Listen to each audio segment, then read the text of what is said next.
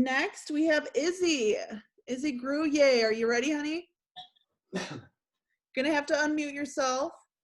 I have. Can you hear me? Very good. Hey, everybody, and anybody watching live.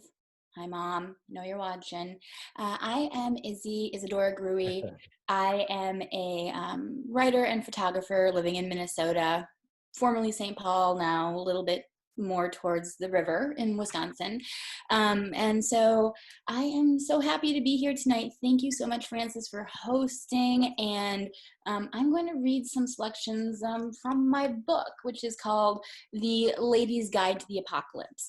It is available in many of the bookstores around town. Subtext, which is just voted the best bookstore in the Twin Cities by the City Pages, Majors and Quinns, Eat My Words, any independent local bookstore is where you'll find it, or you can go to my website, which is isadoragruye.com if you're interested, or just hit me up if you're interested in getting a copy. So I'm going to make it more about the poetry, less about me. Yeah, let's just do it. Let's start. This first one is the first poem from the book. It's titled Honey Bandages. My darling sister, we have marched 1,000 waltzes to this table, shining our boots and buttons, while other ladies raise a teacup to cover their sneers. Dinner guests scrape silverware across plates and cough pleasantries. We've crossed moats and fields littered with scrappy lovers to place our cannon sooty eye on their puffy, proud faces. Before the night is through, we'll line our petticoats with maps lifted from their parlors. Maps that roll inward, bashful of their drawings, bashful of our calloused hands that will spread them out and tenderly place an X on all the craggy lands that have already disappointed us.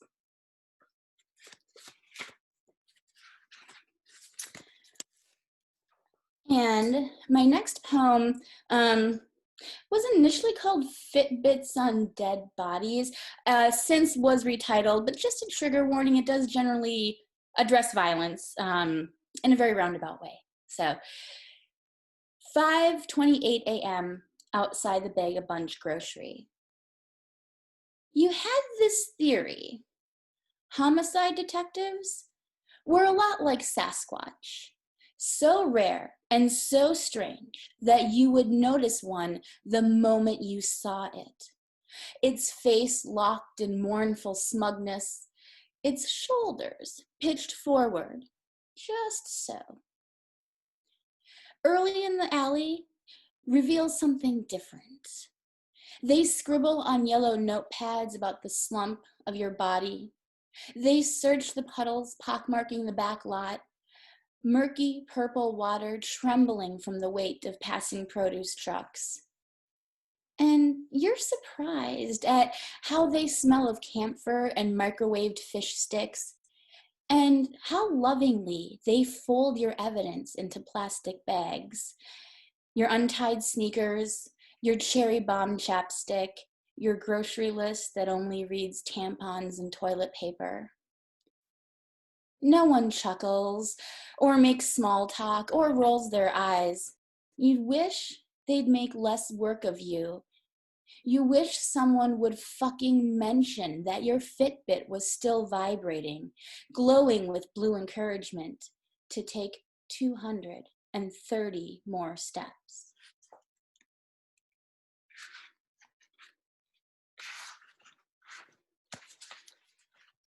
All right, and the next piece I'm going to read is actually the title piece of the book. It's called The Lady's Guide to the Apocalypse.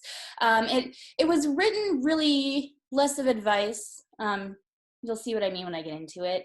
But here we go, everybody. It's a long one, so hunker down, get some beer, water, whatever you need.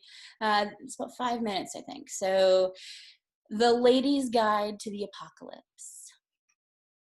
Listen, the world has ended, but you're alive. as are 4-story tall screaming space demons. And you, the space demons, and you, and probably a handful of others.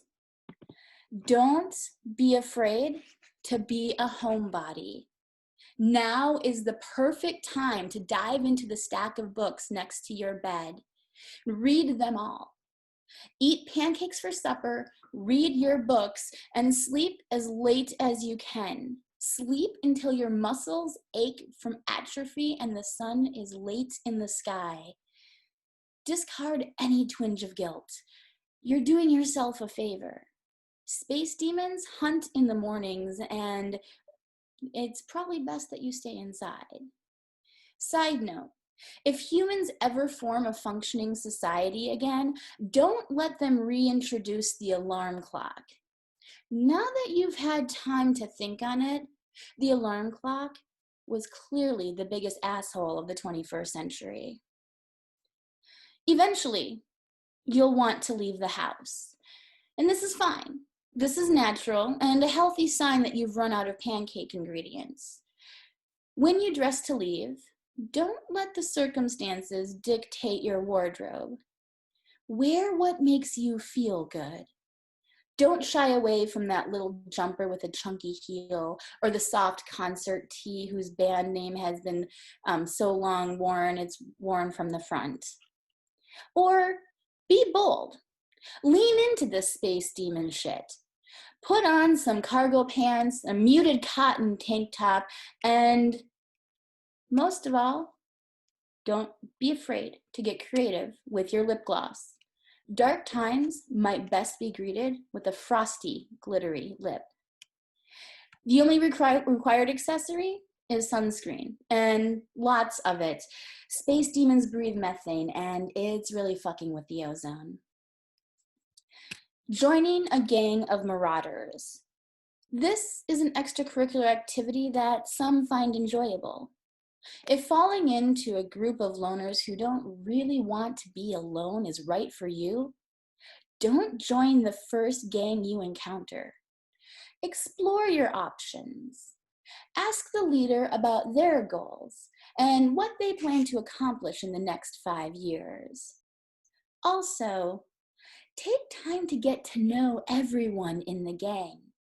One or more of them are actually terrible people, and this can only be uncovered through casual conversation. Ask questions that are sure to spark a colorful rage, like, how was your summer? Or, what are you binge watching now? Having babies. People who don't get squished by the space demons will feel they should have children in an effort to outnumber their new alien overlords. Avoid this. Pregnancy is demanding and there is little chance you'll survive childbirth. Falling in love. Look, the world kind of sucks now. There are screaming 5-ton space demons on the prowl. Everything smells of rot and ammonia. There's no electricity, no fresh basil, no matinees. And those with working stereos only listen to Jethro Tull. But don't be afraid to wear your heart on your sleeve. Fall in love with everything.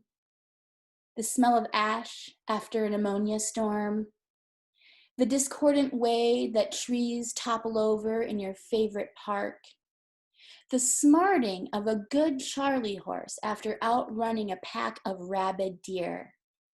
Take time to notice the small stuff, the not so horrible. And maybe one day, you'll find that special someone who notices them too. Maybe you'll hold hands and slow dance in the silence between space demon whales. And if you're really lucky, maybe you both will live a few more years. Long enough to share a box of s'mores Pop-Tarts that you found in an abandoned CVS. long enough to get that old Pac-Man game up and running at the arcade. Long enough.